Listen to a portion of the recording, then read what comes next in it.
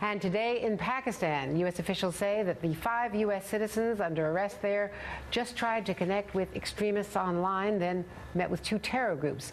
And they met with those terror groups face to face. The students are still being held for allegedly trying to carry out jihad. They could be deported back to the United States. In fact, State Department officials telling Matt Lee of the Associated Press that they will likely be deported back to the U.S. And NBC News Justice correspondent Pete Williams and Michael Isikoff from Newsweek with the blog Declassified both joining me. And that's your information, Pete, as well, that they're likely to come back here. What charges would they likely face? Well, there's a couple of possibilities. One is conspiracy to commit material acts, material support to terrorist groups, because they didn't actually take up arms against the U.S. They wanted to. They talked about it, but they did take what the law calls overt acts. They actually went to Pakistan. They actually tried to meet with that goes groups. To motive, doesn't it? Well, and it's necessary if you're going to do a conspiracy case. And the interesting thing, of course, is that the terror groups thought they were U.S. plants or that they were trying to infiltrate them, didn't trust them, said, you know, why would we want you? You can't speak the language. You have no training.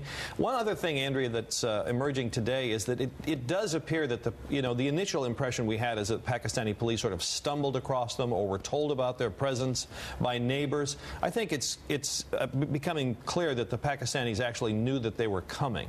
The Pakistani police say that these 5 struck up an email relationship with a contact in Pakistan who promised he could set them up with the terror groups.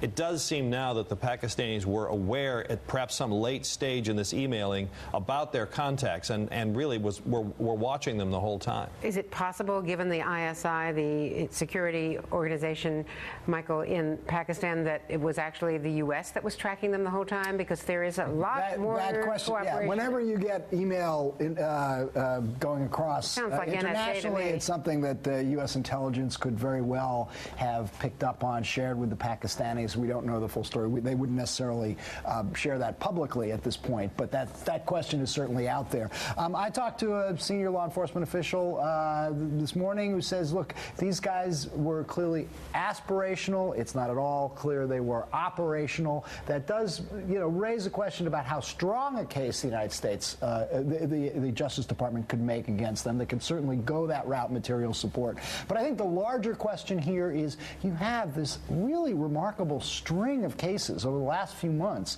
of people going from the United States to Pakistan to aim towards the northwest provinces where al-Qaeda and all these Islamic militant groups were located. We had the case just the other day, which we've talked about, David Headley in Chicago, who was meeting at very high levels in Waziristan with a top militant, Kashmiri, and also was doing surveillance. And is charged with the Mumbai bombing. With the Mumbai, scouting for the Mumbai attacks.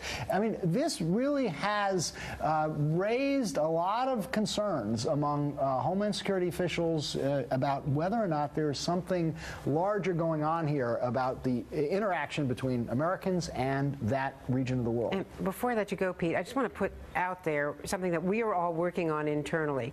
NBC Nightly News broke the story last night, Bob Windham, our colleague, of the fact that one of these drone attacks did hit in Pakistan what is considered a senior al-Qaeda official. I worked the story last night. The State Department, a top official had heard the same thing. We don't have a name yet.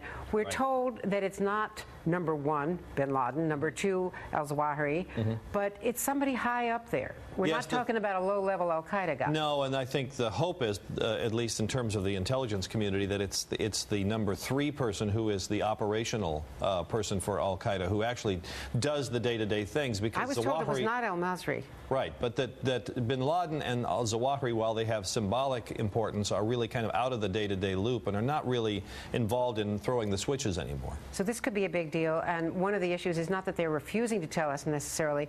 I'm told on pretty good authority they don't have the positive ID, the DNA from the field. No, but there is a sense of excitement, I think, in the government. Stay tuned. We'll be, of course, reporting this as soon as we've got it on MSNBC.